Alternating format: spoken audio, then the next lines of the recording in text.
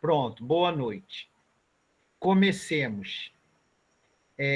No encontro passado e no encontro anterior ao encontro passado, nós combinamos de fazermos a leitura imanente do ensaio número 4, que,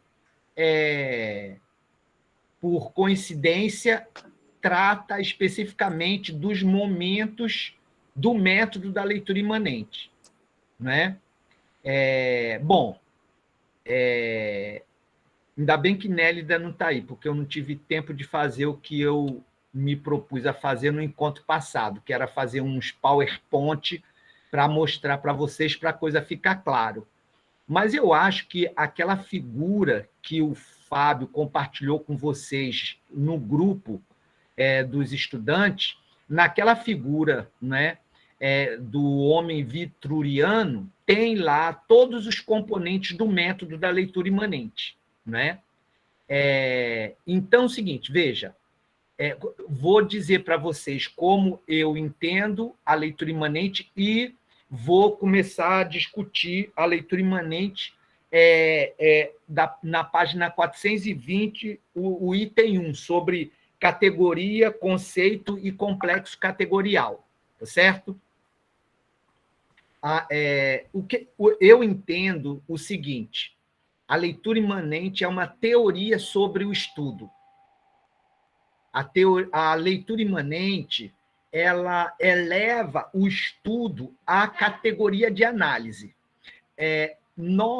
O que significa isso? Significa o seguinte: no campo da sociologia da educação, que é de onde eu falo, né, que é a minha referência é a sociologia da educação. Na verdade, são os fundamentos da educação: filosofia, antropologia, sociologia, política e economia. Então,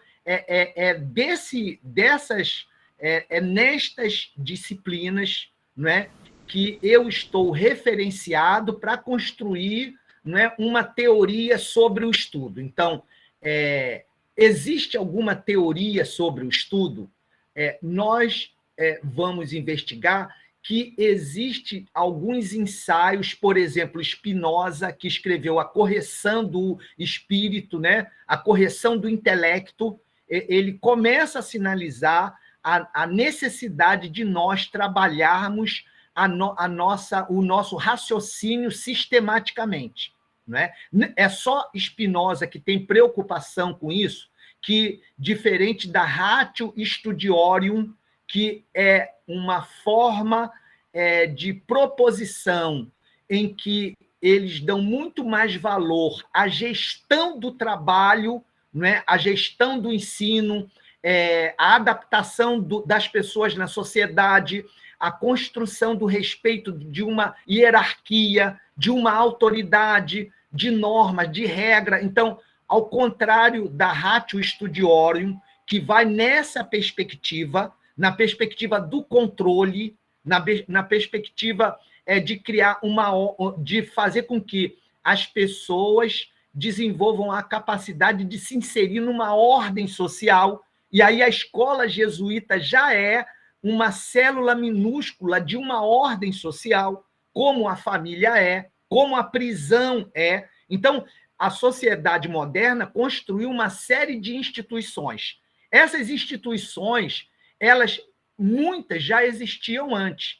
Tem um livro muito interessante que é do Alex de Tocqueville, O Antigo Regime e a Revolução. E nesse livro, O Antigo Regime e a Revolução, do Alex Tocqueville, ele vai fazer uma crítica às teorias modernas, não é? Mostrando que o conjunto de instituições que foram estabelecidos a partir da Revolução Francesa, na versão do Alex Tocqueville, é uma falácia, porque a maioria daquelas instituições já existiam antes. Então, o que é novo? O que é novo é que as novas instituições, ao contrário de serem geridas pela aristocracia e por um conjunto de normas existentes no antigo regime, essas normas vão ser reconstruídas e vão ser pautadas a partir de um contrato entre o empresário, não é, e o trabalhador, entre aspas, livre.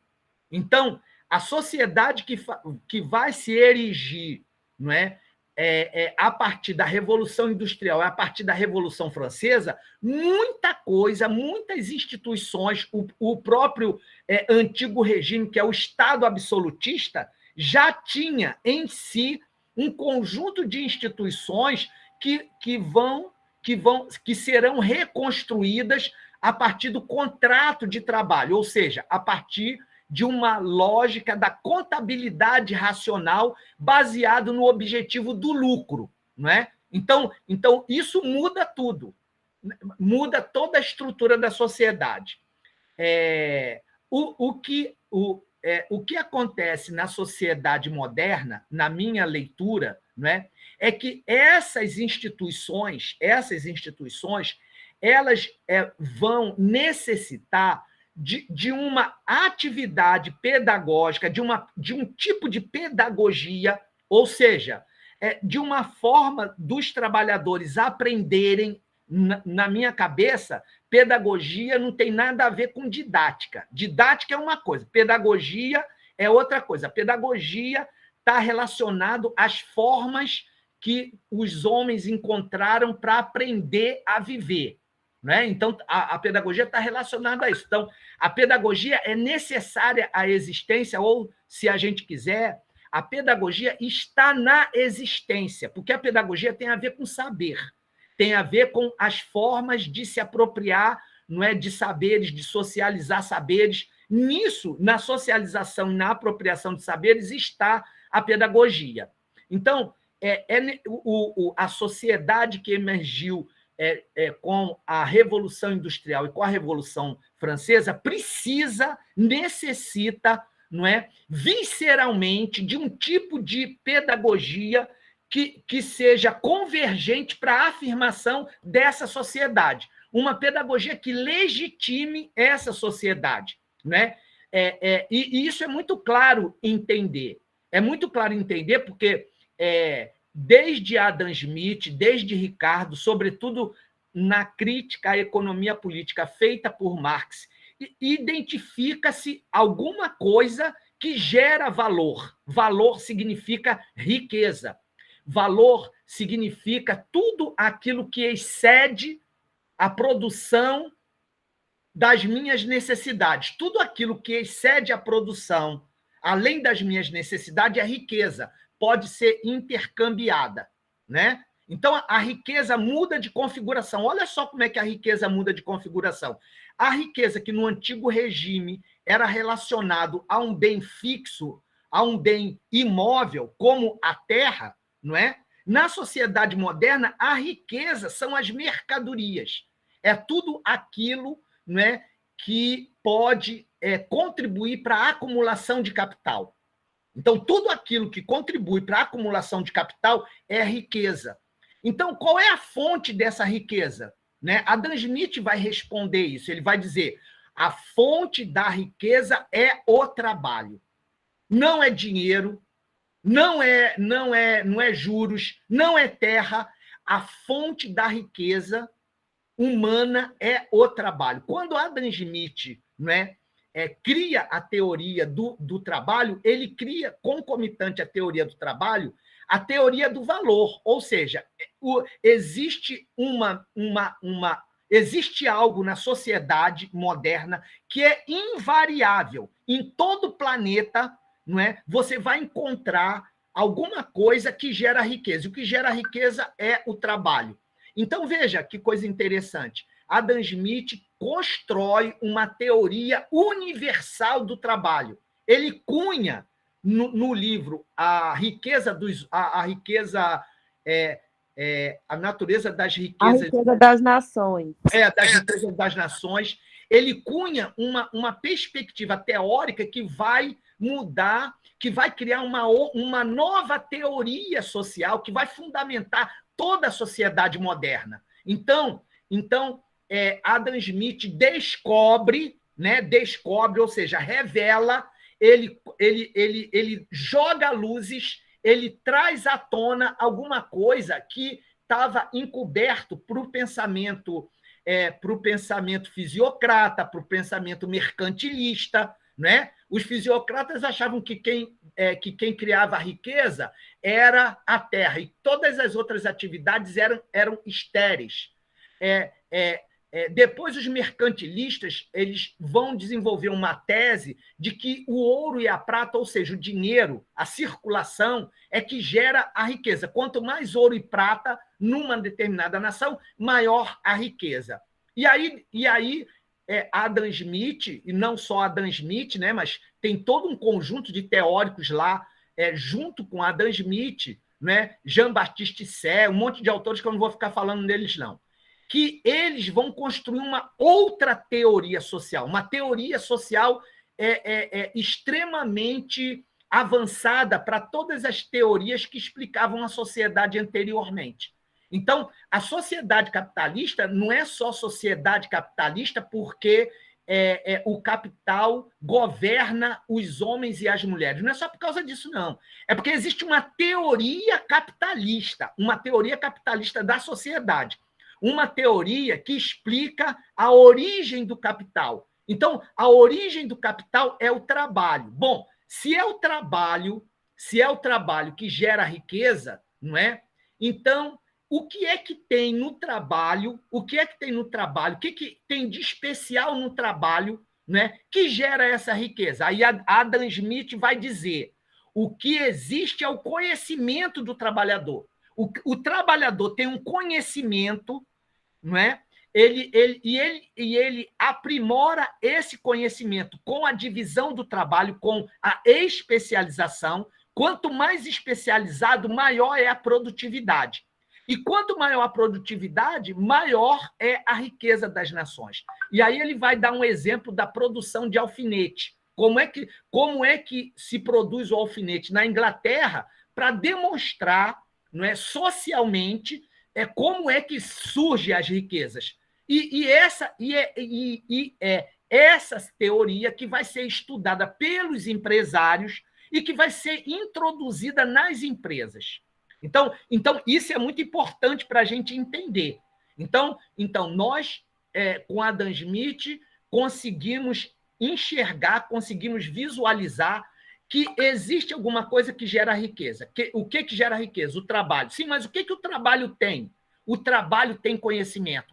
Conhecimento que pode ser adquirido empiricamente, ou seja, conhecimento tácito, ou então, isso daí só mais adiante é que vai aparecer, já no final do século XIX e início do século XX, bem depois de Adam Smith, né?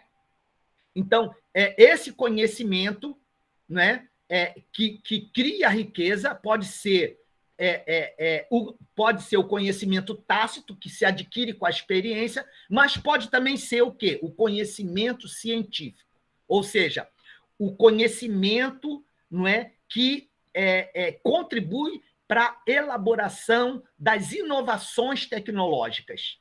E aí, veja só, quando essa possibilidade vem à tona, então a riqueza começa a ser questionada de diversos ângulos, né? Qual é o ângulo fundamental? O ângulo fundamental é: o trabalho cria riqueza, a força de trabalho. O que é força de trabalho? É a energia com o conhecimento. Mas tem um conhecimento bem específico, não é? Que se nós nos apropriarmos dele, vai aumentar significativamente a produtividade. Como é que é o nome desse conhecimento? Conhecimento científico.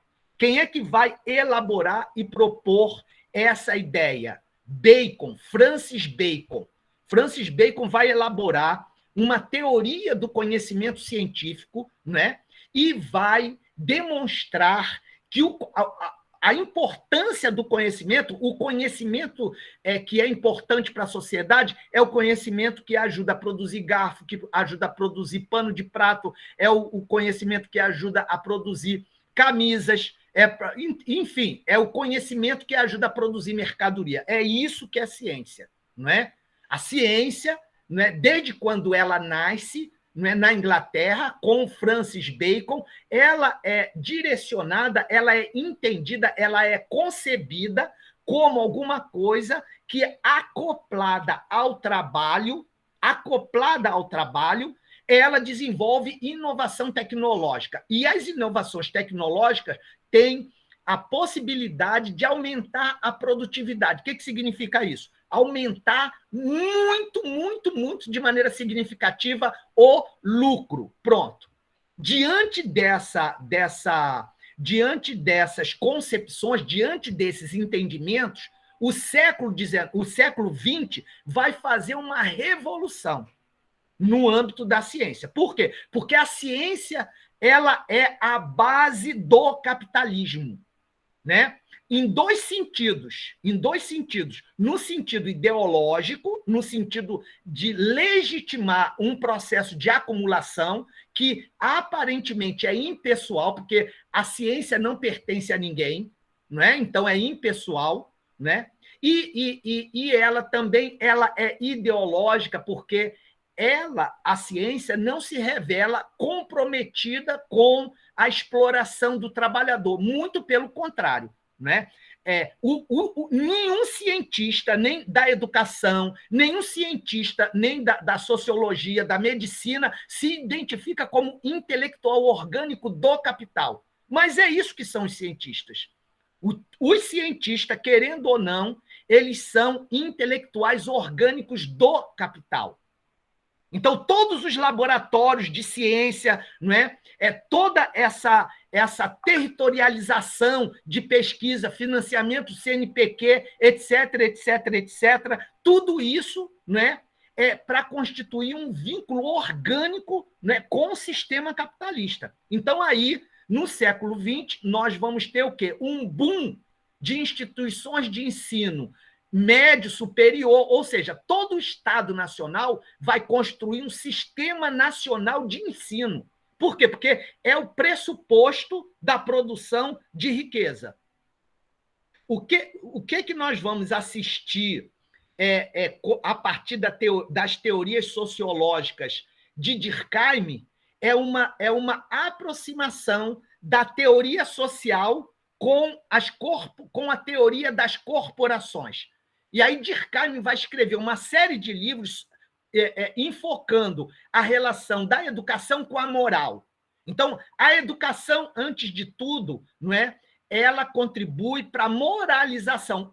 Que moral é? Que moral é esta? A moral da sociedade capitalista. O que diz essa moral? Que nós temos que estudar para se inserir no mercado de trabalho. Então, as escolas e as universidades do século XX vão sofrer um processo de despolitização. Como é que faz esse processo de despolitização?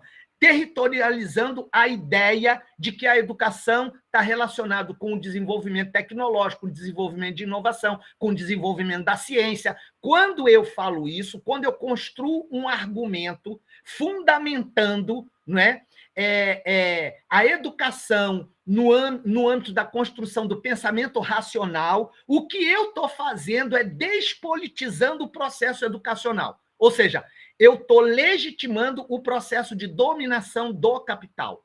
Então, desde o século XX, né, com Durkheim, que é o grande sociólogo da educação, o grande teórico da educação, né, que só vai receber os primeiros ataques de uma maneira que vai criar um questionamento à teoria durkheimiana com Bourdieu. Vamos dizer o seguinte, Durkheim escreve a teoria social da educação por volta de 1900 até 1920. Durkheim ele começou a fazer sociologia na escola normal de formação de professores da França. Né? Não existia faculdade de sociologia. Durkheim era educador. Então, ele vai estudar a educação, não é? Na perspectiva de encontrar uma forma de a educação contribuir para a harmonia da sociedade e a sociedade estando em harmonia, então abre-se a possibilidade da industrialização, da urbanização e do desenvolvimento da ciência. De tal modo que esse tripé são os fundamentos da sociedade moderna. Ciência, não é? A ciência, a urbanização e a indústria. Então, quando a gente fala em modernidade, esses três complexos sociais, eles estão integrados em bloco num processo dinâmico, conflitivo, contraditório, que é a tal da modernidade. Veja, para Marx, modernidade e capitalismo são sinônimos. Isso está na página 353 dos Grundrisse. Então, modernidade e capitalismo, para Marx, é a mesma coisa. Né? Para Habermas é um pouco diferente. Para Habermas, a modernidade não se confunde com o capitalismo. A modernidade é um projeto de emancipação. E eu defendo na minha tese de doutorado, né, que o capitalismo é um obstáculo a esse projeto de emancipação. Então, para que nós nos emancipemos na sociedade moderna, ou seja, para que nós nos construamos como pessoas autônomas, intelectual autônomos, para que nós gozemos plenamente da nossa liberdade, né, nós temos que nos desintoxicar das ideologias capitalistas, que são as ideologias do consumismo e por aí vai, não é?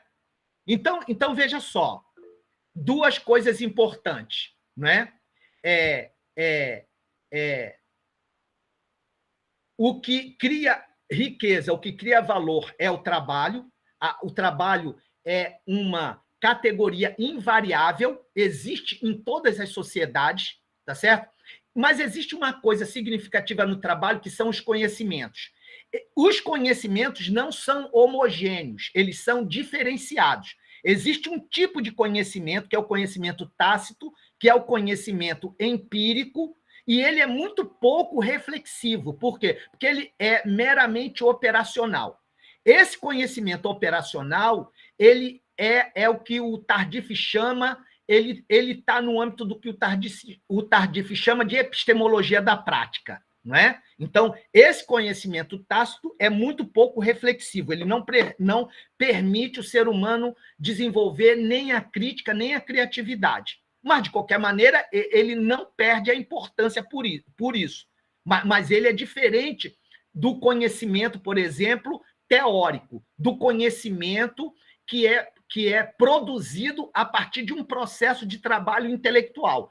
Esse conhecimento, que é mais ou menos autônomo, é relativamente autônomo, não é totalmente autônomo, mas ele se desprende do complexo do trabalho, do complexo da empresa, do complexo do capital, não é? Para ser exercido autonomamente, não é? Pelos pesquisadores e pelos cientistas em universidades ou em laboratório da empresa empresarial. Esse conhecimento é fundamental para o capitalismo, porque ele é que desenvolve a inovação tecnológica, ou seja, é esse conhecimento que permite o aumento da exploração da mais-valia relativa. Em vez de eu aumentar a jornada de trabalho, eu intensifico o trabalho. De que maneira? Mudando as novas tecnologias. Então, toda vez que eu introduzo novas tecnologias no processo de trabalho, o que acontece? Acontece uma redução de custo e uma elevação de acumulação de capital. Então os empresários, a sociedade capitalista, de uma maneira geral, né, conseguiram compreender como é que ela pode mexer, como é que ela pode organizar a sociedade para aumentar os lucros cada vez maiores em termos percentuais. Não é? Então, por quê? Porque é o lucro que interessa à sociedade capitalista. Agora eu vou dar um salto para acrescentar uma reflexão para vocês poderem entender, não é, a leitura imanente. Então, Ciro, oi. Antes do teu salto aí, o Bruno está querendo fazer uma pergunta, eu acho que é referente a essa tua fala aí. Você poderia... Tá. Obrigado, Elione. Vai lá, Bruno. Boa noite, obrigado, professor Elione, professor Ciro, boa noite a todos. Isso é só para complementar aí, na verdade, professor, o raciocínio que o senhor está apresentando, Essa questão que é posta, né, culturalmente, a partir do capital e, consequentemente, do conhecimento científico e, ao mesmo tempo, da cooptação, né? Então, por exemplo, a gente está vendo aí recentemente essa questão de uma viagem comercial para o espaço, né? Um investimento aí de milhões de dólares, né? As 3 pessoas foram aí recentemente, gastaram mais de 55 milhões, nada contra o pessoal ir para o espaço, mas em detrimento, né, de uma sociedade ou de países, principalmente subdesenvolvidos ou em desenvolvimento, onde a desigualdade social é alarmante, né? Recentemente no Brasil, todo mundo viu aí as cenas na Bahia, em Salvador, umas mulheres no caminhão de lixo, catando o lixo ali, o resto de alimentos para poder se alimentar, enquanto os garis estavam colocando, ou seja, tem que ser bem rápido. A gente sabe a situação atual do país, né? Voltou aí a fome, inflação, enfim, né? Então, questão que todo mundo está vendo. Mas a questão que eu estou levantando é nesse sentido, né? As pessoas terminam vendo como algo natural, ou seja, não existe movimentos contrários, né? Aí eu lembro do Bourdieu da questão da violência simbólica, né? Ele apresenta que esse aspecto cultural também através da educação, onde muitas vezes a gente acha ou naturaliza as coisas que são postas, né? Eu queria ver sua opinião nesse sentido, sua observação, né? No contexto aqui, pode falar do Brasil, né? Em específico, mas esse capital, desde a Revolução Industrial até hoje, né, com esse desenvolvimento tecnológico chamado Mundo 4.0, que agora é o slogan atual da tecnologia, e isso é imposto também através do sistema educacional, né? Onde você não vê contrariedade, a gente pode até achar, mas não vê movimentos contra. Então, por exemplo, a questão da vacinação, se a gente for ver alguns países da África aí, está com 5, 7% aí da população vacinada, né? Ou seja, os países de primeiro mundo, os ditos países ricos, terminam não ajudando aí os países pobres, que é uma característica lógica do capitalismo, né? É isso, professor. Eu penso, Bruno, que a gente vive uma sociedade conflitiva, né? Eu não penso que... Eu tinha essa mesma ideia que você tem, né? Mas eu acho que é o seguinte, tem muita gente que não enxerga isso de maneira naturalizada. Você é uma das pessoas que não enxerga isso de uma maneira naturalizada. Enxerga isso como uma produção sócio-histórica, ou seja, não é decorrente da natureza. Foi produzido por um processo de conflito, de disputa de campo de forças, né, em que a burguesia, os empresários, eles são hegemônicos e, portanto, controlam o Estado, e, portanto, controlam as políticas educacionais, as políticas tecnológicas, as políticas de saúde, né? Então, eles controlam o Estado. Então, controla o Estado e desenvolve as políticas dos interesses deles. Né? E isso não se faz sem conflito. Né? Isso se faz com conflito, com embate, né? Com uma série de problemas. Mas, veja, a questão que eu queria colocar é outra. Então, alguém quer falar mais alguma coisa? Que agora eu vou dar um salto para entrar na questão da leitura imanente, para vocês entenderem. Eu estou fazendo essa introdução para vocês entenderem o que é a leitura imanente, certo? Então, veja só, Bruno, para essa, o que a questão fundamental do meu ponto de vista, não é? Do meu ponto de vista, não é a gente ficar discutindo isso, porque isso daí essa problemática, nós já temos uma ideia. A questão é como é que nós podemos transformar essa sociedade? Como é que nós, intelectuais, né, que trabalham em universidade, que trabalham em institutos federais, nós que somos os intelectuais da sociedade, como é que nós podemos atuar no sentido contrário a esse processo de sociabilidade? Como é que nós podemos fazer isso? Bom, para eu pensar uma alternativa, eu tenho que entender como a sociedade funciona.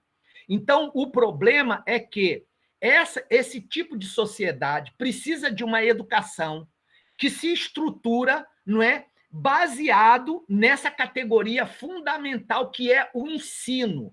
Então, o ensino é uma ideologia. Essa que é a questão fundamental. O problema, a questão fundamental não é 5 pessoas, 1 ou 2, ir para a Lua. Isso não é a questão fundamental. A questão fundamental foi levantada no ano de 1565, por La Boétie, no livro O Discurso da Servidão Voluntária, que eu sugeri que vocês lessem logo nos primeiros dias. O que é que ele diz naquele livro? Ele diz o seguinte, olha, só existe tirano, ou, na linguagem atual, só existe governo autoritário, governo fascista, porque as pessoas se calam. As pessoas se calam. Como é que a maioria do mundo aceita conviver com a miséria? Por que acontece isso? A questão é a gente encontrar uma explicação, não é? Como as pessoas são formadas, como é que as pessoas elas desenvolvem a sua personalidade, como é que as pessoas se constroem como pessoas, como é que as pessoas são feitas, como as pessoas se fazem, de tal maneira que essa feitura, o resultado são pessoas passivas, pessoas submissas, pessoas que cruzam os braços, pessoas que aceitam esse processo de institucionalização da servidão voluntária. Porque existe um processo de sociabilidade que faz com que as pessoas se acomodem, não é? E aprendam a conviver com essa realidade. Elas podem espernear, elas podem fazer mil coisas, mas elas, de alguma maneira, se conformam, porque se elas não se conformassem, elas se organizariam e derrubadas. Afinal de contas, elas são a maioria. Por que é que as pessoas, não é, elas se sujeitam ou se assujeitam, não é, a simplesmente a ser um profissional, a ser uma função administrativa, professor associado, professor assistente, professor titular, tudo isso é uma função. Então, como é que uma pessoa, um ser humano, não é, pode orientar toda a sua existência em função da função, de uma função administrativa? Como é que isso pode ser o ideal de alguém? Ou seja, isso é a negação da humanidade das pessoas. As funções administrativas tornam as pessoas acessório da organização empresarial. Pode ser empresa estatal ou empresa privada, não importa isso. Né? Não importa isso. Ciro, por que não importa? Porque o indivíduo no capitalismo não existe, de acordo com a crítica da economia política. Isso já vou te dar a palavra, Geisa, isso é uma abstração que não é razoável. Simplesmente o indivíduo não existe. Não é? Na realidade concreta, não existe indivíduo. O que existe? Existem pessoas que se socializam para estabelecer relações sociais. Por exemplo, vou dar um exemplo. Para que alguém dê aula em um colégio, tem que se transformar em professor. Aí ele tem que se transformar em professor. O que comprova alguém ser professor? Um diploma. Então, quando a gente vai fazer um concurso, o que existe? O que exige? A comprovação de um certificado. Então, veja, é necessário que as pessoas aceitem a se transformar em um diploma, em um certificado, para elas poderem se inserir numa empresa, seja ela estatal ou seja ela pública, para ela receber alguns proventos, salários ou renda, né? Algum provento para ela poder sobreviver. Por quê? Porque nós, os seres humanos, foram reduzidos no capitalismo a mercadoria. Né? Mercado de trabalho é onde circula a mercadoria do trabalhador que tem valor, que tem qualidade. Como é o nome desse trabalhador? Profissional. Então, no mercado, onde circula mercadoria humana, o mercado tem um nome, é mercado de trabalho. Então, antes de dar a palavra para a Geisa, não é? A questão fundamental Bruno, no meu entendimento, se essa realidade incomoda tanto a nós, não é? Se ela incomoda tanto a nós, e se nós não nos contentamos em ficar em silêncio. Se nós queremos fazer alguma coisa, primeiro eu tenho que entender essa sociedade para intervir nessa sociedade. Não é? Eu sou educador, eu sou professor, eu sou um intelectual, eu sou um pesquisador. Nessa sociedade eu nunca vou poder intervir como gari, como alguém que trabalha na limpeza pública. Eu não vou fazer uma intervenção como um enfermeiro, que eu não sou enfermeiro.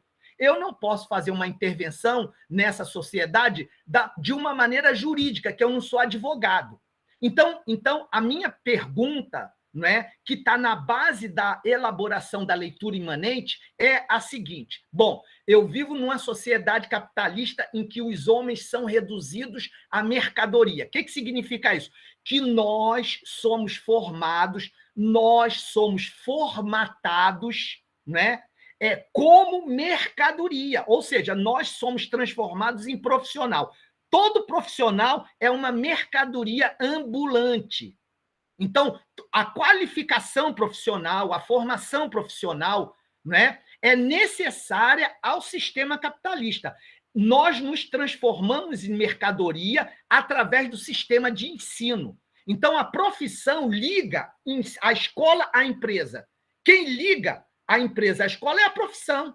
Então, para o capital, para a sociedade capitalista nos dominar, ela desenvolve, dentro da nossa interioridade, a vontade da sociedade burguesa. A vontade da sociedade burguesa é que nós nos transformemos em profissionais. É isso que nós temos que querer ser.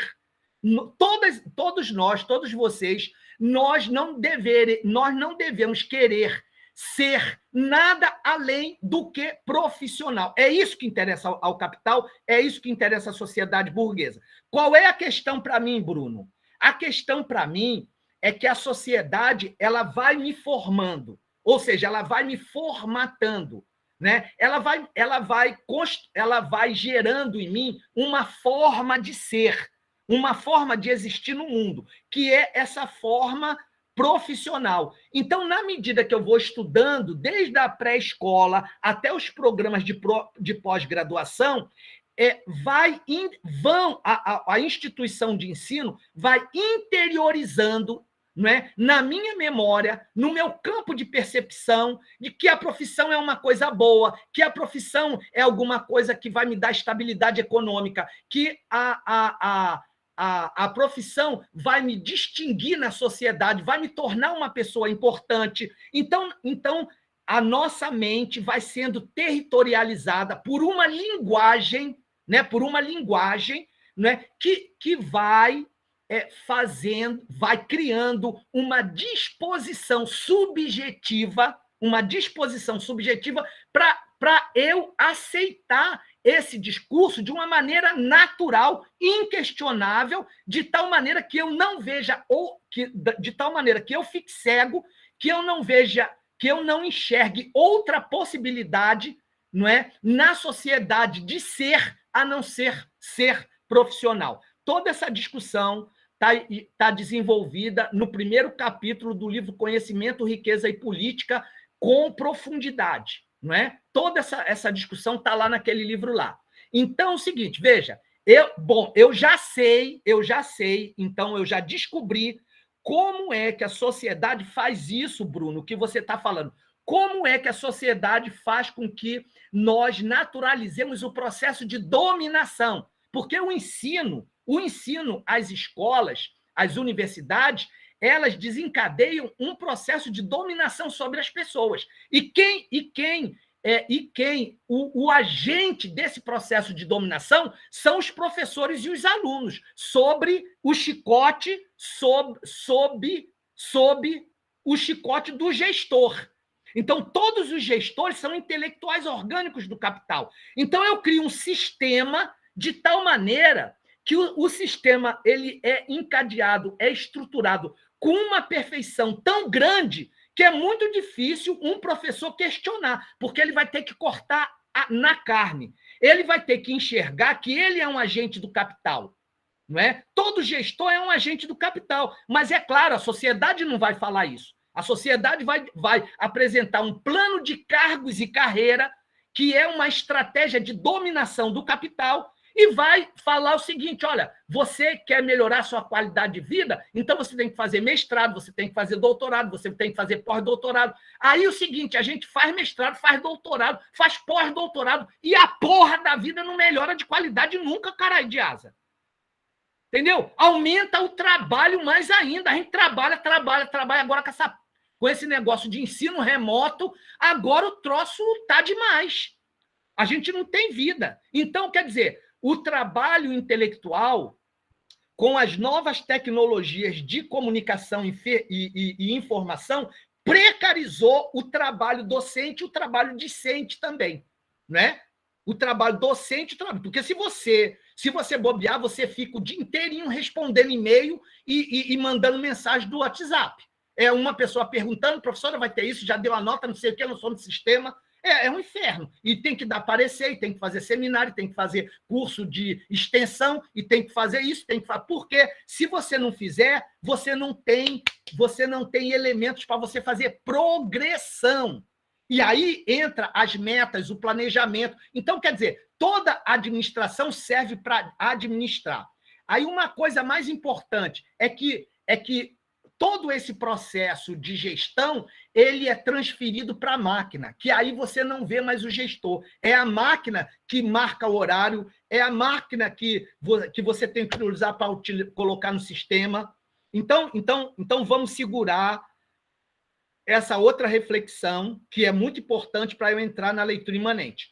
A espinha dorsal desse sistema educacional, baseado na ciência, que vai ser fundamental para a inovação tecnológica e desenvolvimento da tecnologia, que vai aumentar o controle sobre o trabalhador, seja ele gerente, ou seja ele professor, ou seja ele o que for, usou telefone celular e usou computador, você está na rede. Você virou peixe nessa rede aí e passou a ser administrado por ela. E você não vê cara, não vê coração, não sabe quem que está te gerindo. Ou seja, nós estamos no complexo da uberização. Nós somos chamados a todo tempo a responder mensagem, a responder e-mail.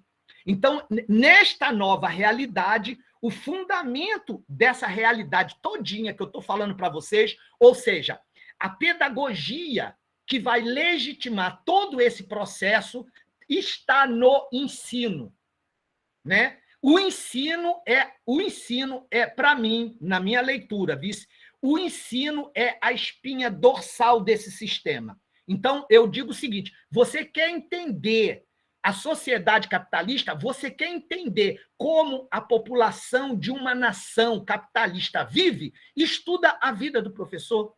Se você estudar a vida do professor, você vai saber como é que a sociedade vive.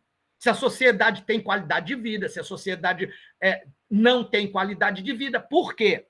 Porque se os trabalhadores intelectuais, ou seja, as pessoas que trabalham, não é, numa produção superior, não é? que é a contribuição para desenvolver as tecnologias, as inovações para o sistema capitalista. Se essa camada social, se esse contingente populacional vive precarizado, como é que vive os trabalhadores que não atuam no âmbito da atividade intelectual, ou seja, né, na concepção de Gramsci, né, no âmbito da cultura, do universo da criatividade, se as pessoas que vivem na criatividade elas são proletarizadas, ou seja, não tem nenhuma autonomia, elas sofrem um processo profundo, né, e persistente da uberização, ou seja, da precarização, da informalidade e da flexibilidade. Né? Então, a precarização é caracterizada por esses três elementos aqui. Você trabalha sem receber,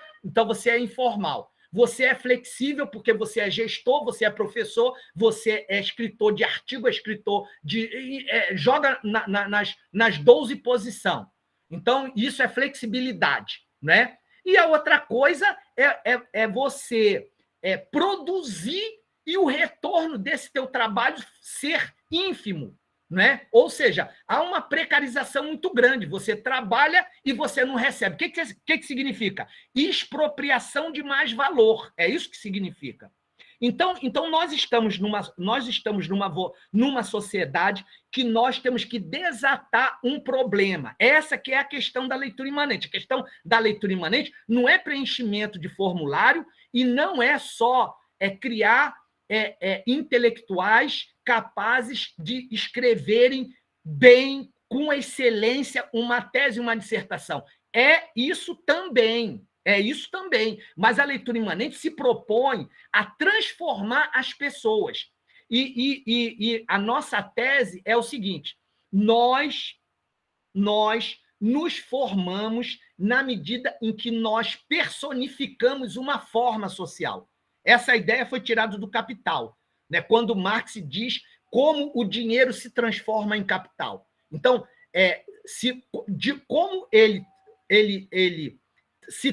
como o dinheiro, que é uma forma de ser, uma forma social, ele se transfigura em capital, né? Aí o Marx vai escrever lá os 3 momentos em que o D se transforma em capital. O D se transforma em D', depois D', 2 linhas. Como é que acontece isso? Então, fazendo a leitura do Capital, né, eu penso que nós também podemos entender que os seres humanos mudam de forma. Nós somos pessoas, né? Mas nós podemos mudar de forma.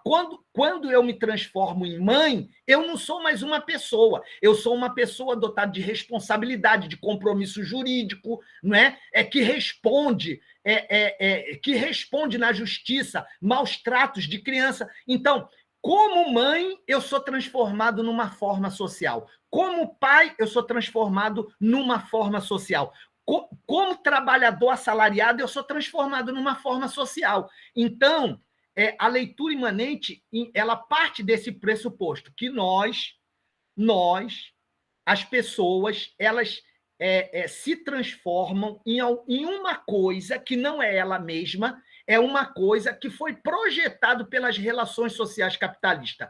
E quem opera essa transformação, quem opera essa metamorfose, são os espaços vivos onde nós existimos. Na nossa casa, no lugar onde a gente trabalha, na igreja. Na igreja, as pessoas ou são pastor ou são fiéis. Mas não existe só pastor e fiéis. Tem também, né, o diácono, né, que é uma função dentro da igreja. Então, tem várias funções. Cada organização tem várias funções. E aí, na medida que você personifica uma forma social, você se institucionaliza. Nós nos institucionalizamos, nós nos transformamos numa função da organização. Nós passamos a funcionar para o benefício da organização. Nós perdemos a nossa personalidade e passamos a ser uma outra coisa. Então, o processo de personificação das formas sociais é um processo de alienação. Quando eu estou me transformando num professor, num doutor, eu estou me alienando nesta figura. As pessoas depois não vão me chamar mais de Ciro, vão me chamar de doutor, vão me chamar de sociólogo. Quando eu vou para a rádio, quando as pessoas me chamam de doutor, as pessoas não me chamam de Ciro, né? E ainda mais quando eu estou na universidade mesmo. Aí, na organização, nós somos totalmente despessoalizados. Nós perdemos a nossa pessoa para nós nos alienarmos na figura do professor, na figura do aluno, na figura do técnico, na figura do gestor. Então, isso é fundamental na leitura imanente.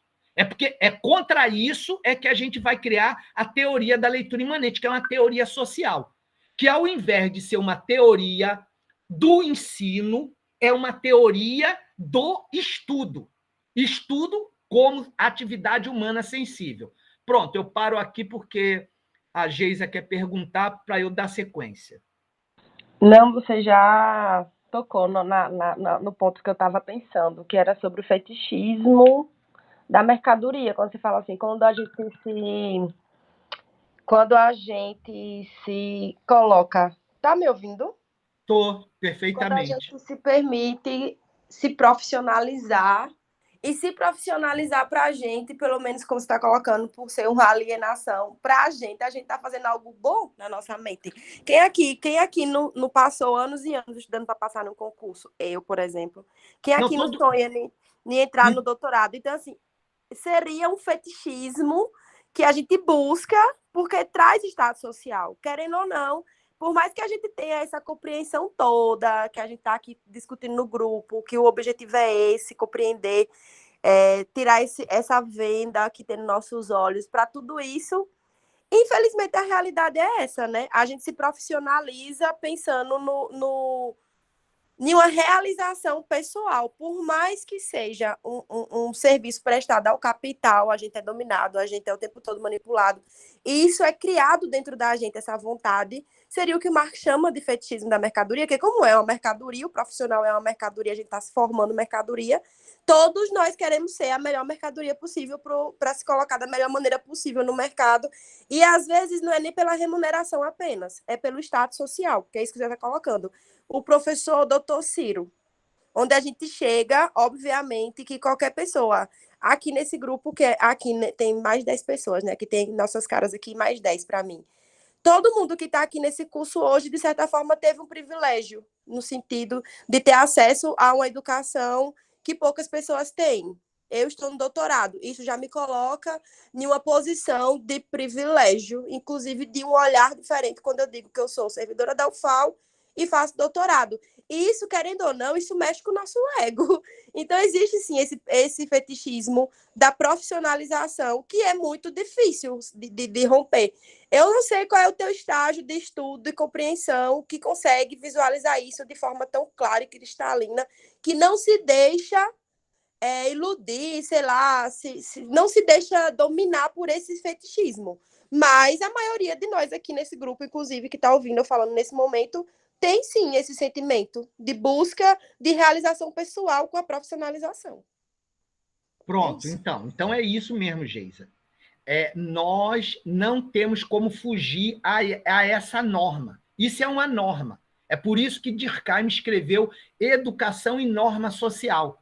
Não é possível dissociar a educação da ética, da estética, do direito. A gente divide porque a sociedade faz essa divisão, mas, na realidade, essas coisas estão tudo articuladas, estão tudo associadas entre si. Então, isso é fundamental. Não é? Nós, inclusive eu, nós não temos, na sociedade capitalista, como evitar a ser seduzido por essa ideologia. Nós não temos como evitar, né? Essa que é a questão fundamental, Bruno, para mim. Essa que é a questão. Nós não temos por mais... É isso mesmo, Geisa. Por mais que eu faça a crítica, por mais que eu faça um questionamento, não é? Não é possível eu viver de uma maneira diferente, porque só tem duas possibilidades. Ou nós nos transformamos em trabalhador assalariado, ou nós nos transformamos em capitalista. Qual é a outra oportunidade? A outra oportunidade é ser índio, não é?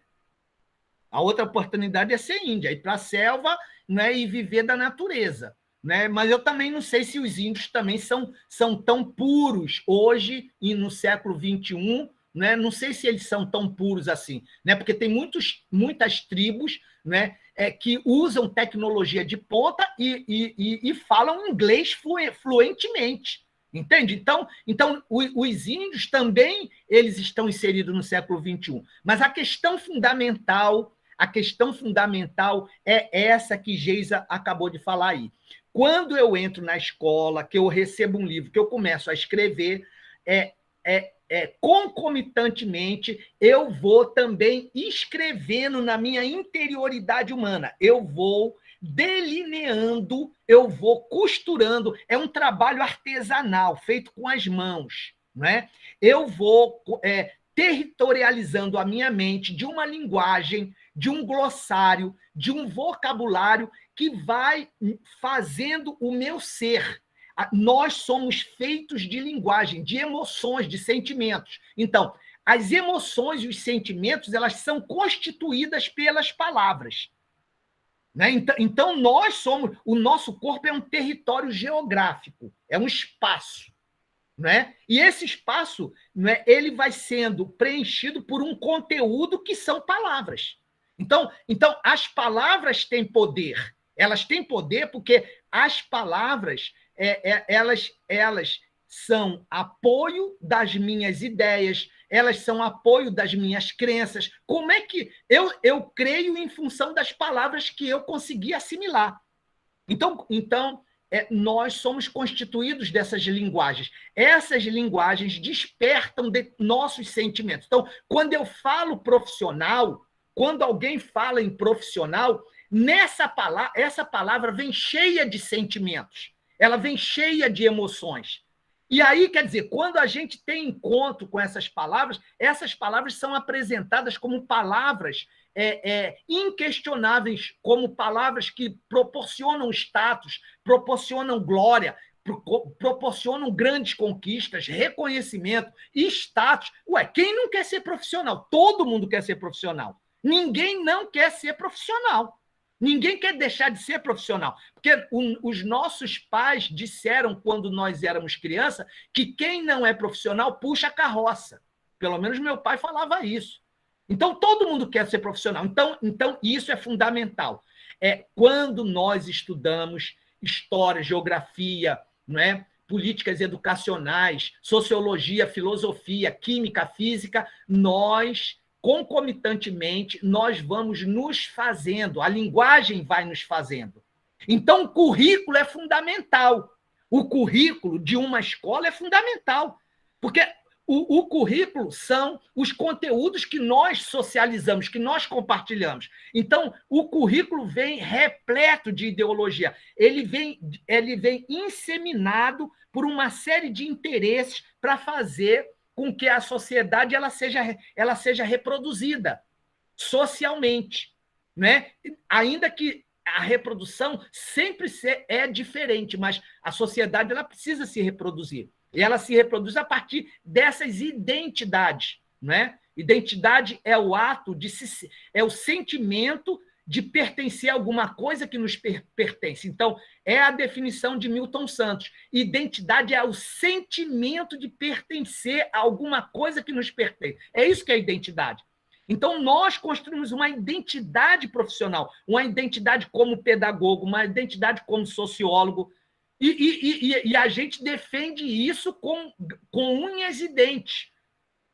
E isso que a gente defende que é a armadilha para nós sermos dominados. Isso nos transforma em coisas.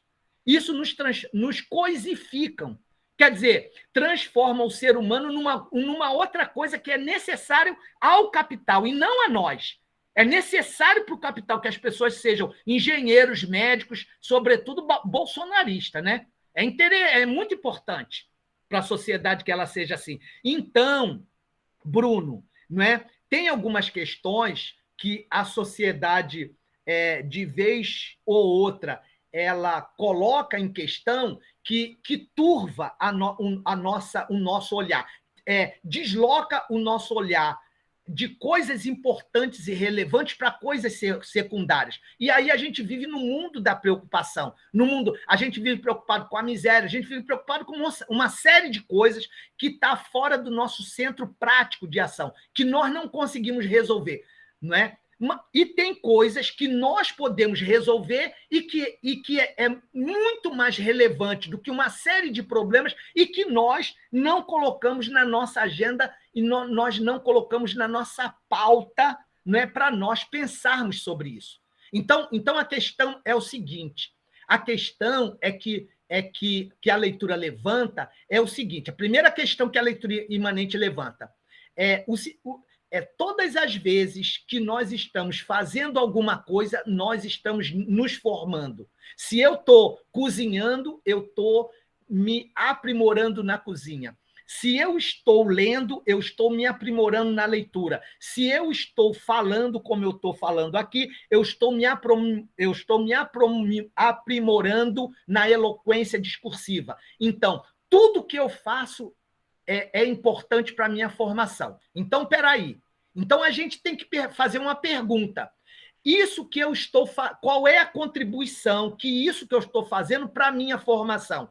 Isso que eu estou fazendo contribui para uma formação emancipada, uma formação que contribui para afirmar a minha autonomia, ou essa atividade, essa ocupação, ela contribui para a minha alienação? Então, nós temos que nos perguntar. Nós não podemos, a partir de hoje, ou a partir de muito tempo que começou o curso, continuar a fazer uma série de coisas que, ao contrário de nos humanizar, nos desumaniza. Ao contrário de construir tranquilidade na alma, desarmoniza, cria ansiedade, angústia, sofrimento psíquico. Então, o que causa sofrimento psíquico nas pessoas é aquilo que elas fazem contra a vontade, não é? E aí elas se sentem agredidas, porque elas são obrigadas a fazer em função de salário, em função disso, mas aquilo não contribui com nada que ela gostaria de contribuir. Pelo contrário, ela está num lugar onde que se sente mal, faz alguma coisa que se sente improdutiva, ou, enfim, ela não quer estar ali, não queria estar ali, mas está ali em função de alguma coisa que ela, a princípio, não tinha percebido, mas agora ela está percebendo. E agora, como é que ela pode sair disso? Então, tem uma questão que eu penso ser relevante, que é o seguinte: nós somos responsáveis pela formação de si. E a formação de si está relacionada a uma política de si, que é a organização a organização das nossas vidas na cidade. Ou seja, a organização da nossa vida em relação à nossa mulher, em relação ao nosso esposo, em relação aos nossos filhos. Será que a relação que eu tenho com meu companheiro ou com minha companheira contribui para o desenvolvimento, não é, da minha autonomia, ou prejudica esse desenvolvimento? Que relação que eu quero? Que relação que é possível desenvolver a minha humanidade? Então, nós temos que nos perguntar: fazer uma tese, fazer uma dissertação, contribui para a minha humanidade? Contribui em que sentido? Isso que eu estou estudando, não é? Qual é a consequência disso? É só para obter um diploma para eu pedir progressão funcional? Ou isso que eu estou fazendo é um trabalho que eu estou fazendo em mim, não é? Em si, de si, por si, para si, que vai me transformar num novo homem ou numa nova mulher. Veja só, porque nós só temos uma vida. Nós só temos uma vida.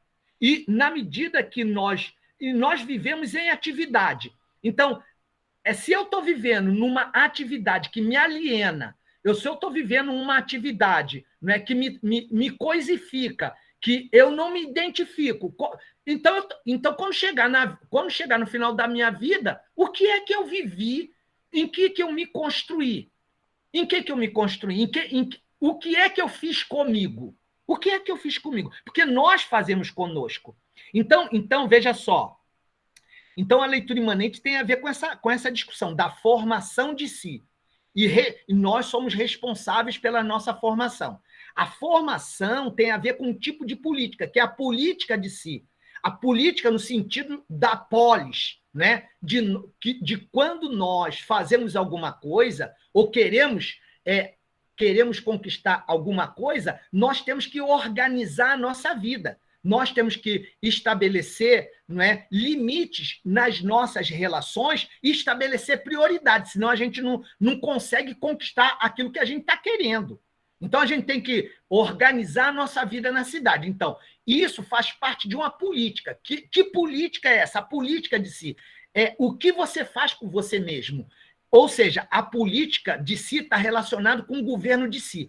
Primeira pergunta: você governa a sua vida? É você que estabelece sua agenda? Como é que você vive? Como é que você negocia a sua existência? Então essa reflexão sobre a nossa existência, sobre a importância que nós temos sobre a nossa vida, não é? Se nós não formos sujeito da nossa vida, nós não somos sujeito de nada, né? Nós somos seres assujeitados. Se você não tem condições de governar a sua vida, de fazer aquilo que você acha que é importante, então quem é que governa a sua vida?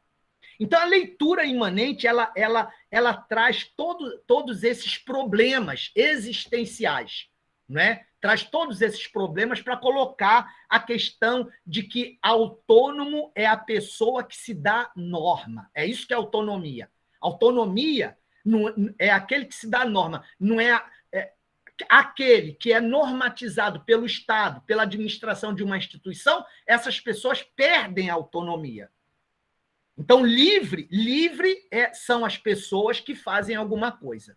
Então, se a gente entendeu até aí essa problemática da sociedade moderna e nós entendemos que nós somos transformados pelo ensino, né? E a prioridade do ensino capitalista é transformar as pessoas em profissionais, então, peraí, como é que eu posso atuar na sociedade capitalista contra a sociedade capitalista?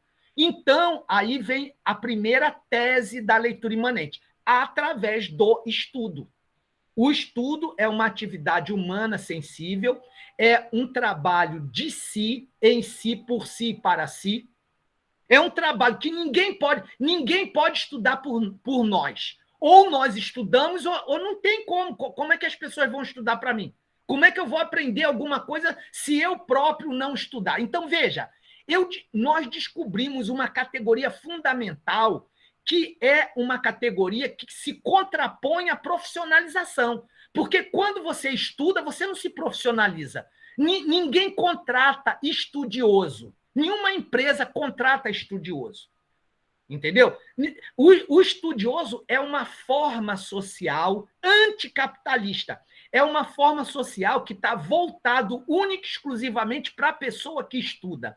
A pessoa que estuda é que assimila vocabulário, é que assimila conhecimento, a pessoa vai se lapidando, a pessoa vai se reterritorializando, ela vai internalizando, ela vai registrando, vai criando uma memória de uma outra linguagem que se contrapõe à sociedade capitalista. O estudo é uma atividade coletiva e é uma atividade social. Um livro sempre é produzido por muitos autores, é só ir na referência bibliográfica. Um livro que tem um autor, ele não é o produto de um indivíduo, o livro é um produto social. É só ir na referência. Então tudo aquilo que nós... Então, o estudo não é o produto de um indivíduo. Não é? Então, assim, quando você começa a entender o que significa o estudo na sociedade capitalista, você começa a entender por que as pessoas não estudam. O estudo é uma atividade antípoda ao sistema capitalista. O estudo é uma atividade que pressupõe solidariedade, cumplicidade, dedicação, amor ao próximo.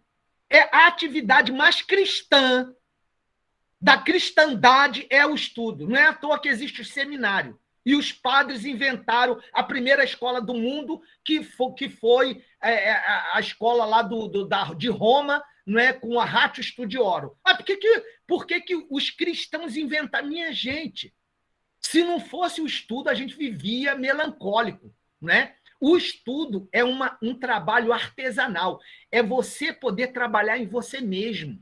Você poder trabalhar em você mesmo. Aí entra a primeira questão. Por quê?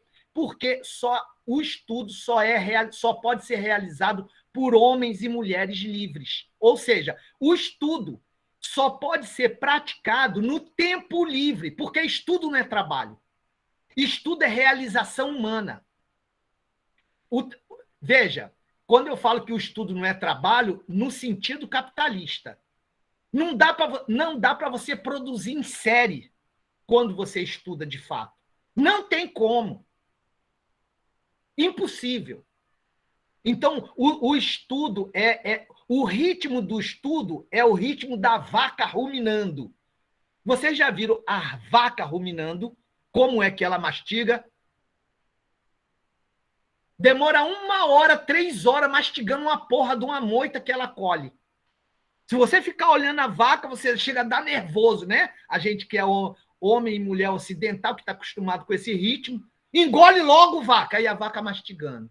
E mastiga. e bota para um lado, e bota para o outro, e vai, e vem, e vai. Porra, não tem condição, não. Então, primeiro, o estudo acontece num tempo, num ritmo, não é? Que é um ritmo contrário ao ritmo do capital, como qualquer outra arte. Se alguém for compor uma música, se alguém... Elione, minha amiga, é poeta. Se você for escrever uma poesia, se você for fazer uma peça de teatro, né? Se você for representar, você tem que...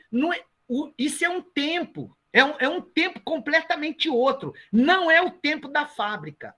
Essa é a luta, Bruno. Essa é a luta. É a tentativa de introduzir na escola e na universidade o tempo da fábrica. Aí a ideia de profissão traz isso para dentro da escola. Por isso que eu sempre fui contra estágio curricular. A política de estágio supervisionado curricular não é o gancho que o capital inventou para penetrar na escola e colocar na cabeça dos estudantes que ele tem que fazer estágio, porque depois ele tem que se profissionalizar, ele já vai ganhar uma bolsa do estágio pelo CIEE, e aí ele começa a esquecer que tem que estudar, e aí o mercado começa a entrar forte no organismo dele, no corpo dele. Isso que Geisa falou, começa a entrar nos sentimentos, a produzir um sentimento, que aí ele começa a entrar em sala e ele começa a questionar o professor, que dá muito conteúdo. Professor, eu quero uma coisa prática, eu quero uma coisa técnica. Isso que o senhor está falando aí é muito teórico. Qual é a importância da teoria na minha vida? É isso que os estagiários falam. Estagiário não quer estudar, estagiário quer pegar uma coisa... As pessoas acham que elas vão para a universidade, aí a universidade vai ensinar uma prática, elas vão pegar a prática e aplicar à escola. Isso é um absurdo, não existe isso. Bom, então, não é? Nós chegamos a uma questão fundamental, né? O estudo, a atividade de estudar é uma atividade anticapitalista. Não envolve dinheiro, não envolve egoísmo, não tem como você ser... Quando você começa a estudar, quando você é orientador, você se doa muito mais, entende? Não tem...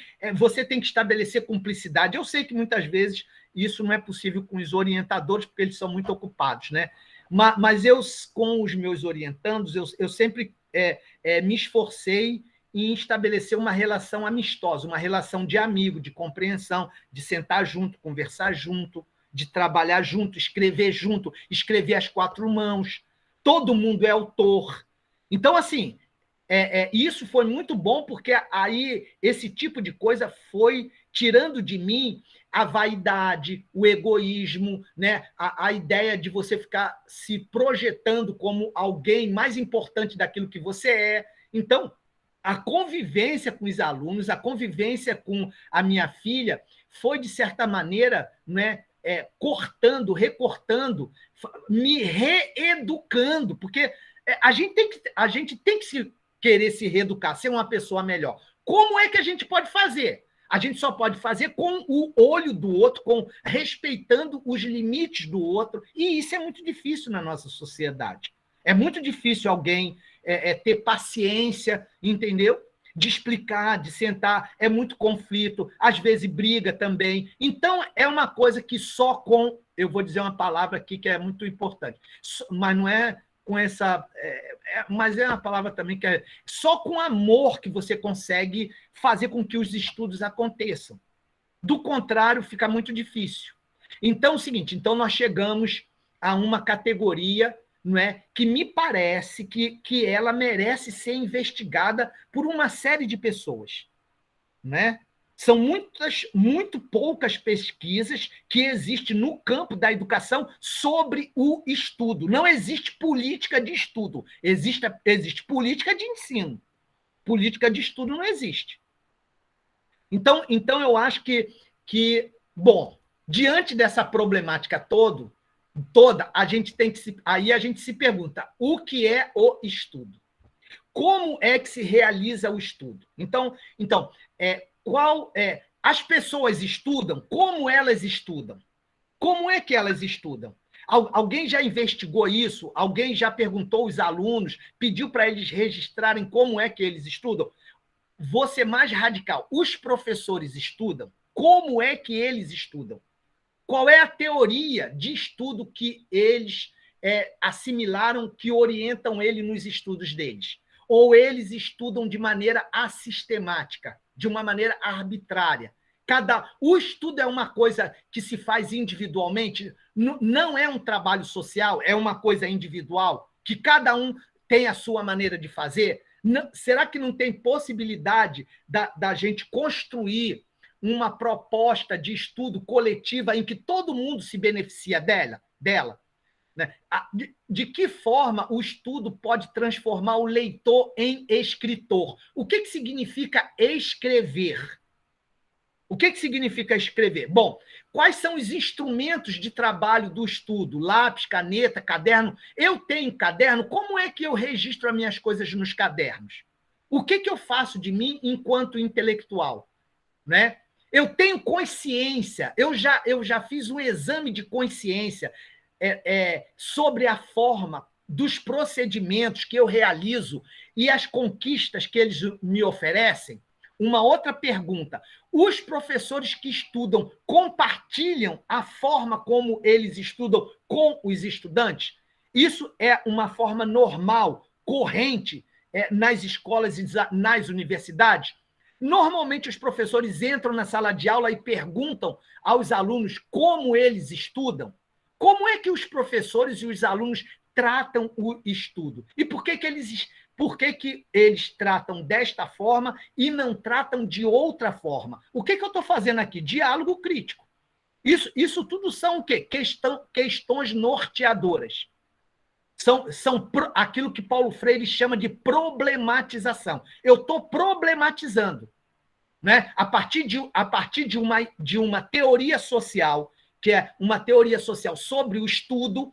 Como é que eu construo essa teoria? A partir de uma série de questionamentos. Na medida que eu vou respondendo essas perguntas verbalmente, escrevendo, eu vou construindo uma teoria. E aí, quer dizer, existe PIBIC para isso. A gente fez 5 ou 6 PIBIC, né, que resultou nesse livro aí, Estudo e Virtude. Né? Então, como é que a gente pode estudar? Como as pessoas estudam? Qual é a importância do estudo na sociedade? Qual é a importância do estudo na minha vida? Em que o estudo contribui para a formação de si?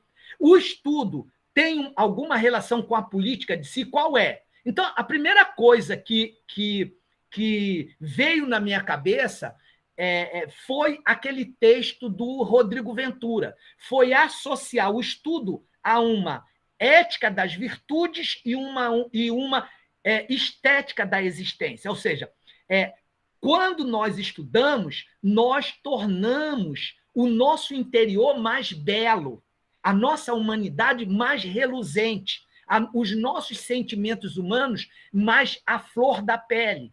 Então, quando nós estudamos, nós passamos a fazer um conhecimento de nós mesmos enquanto estudante, enquanto intelectuais.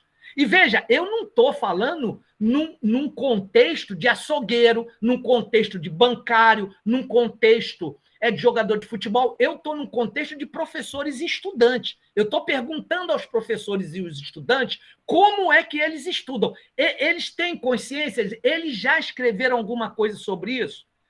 O estudo que eles utilizam, a forma como eles estudam, contribui para a formação deles? Contribui em quê? Como? Me mostra. Me dá um exemplo. Então, veja, e aí a gente, então, começa a delinear uma linha de pesquisa. Uma linha de pesquisa que conversa com a história, uma linha de pesquisa que conversa com a sociologia, uma linha de pesquisa que conversa com a filosofia, uma linha de pesquisa interdisciplinar que conversa com a ciência. Tem um menino que vai defender uma tese agora, na USP, sobre a formação de si, sobre a leitura imanente. Então, aos poucos, a leitura imanente vai ganhando sentido, vai ganhando espaço, as pessoas vão percebendo a importância do estudo, porque se vocês, sobretudo professor, a gente passa a vida toda estudando. Qual é o sentido do estudo na minha vida, na minha existência? Porque eu sou professor. Aí eu não tenho...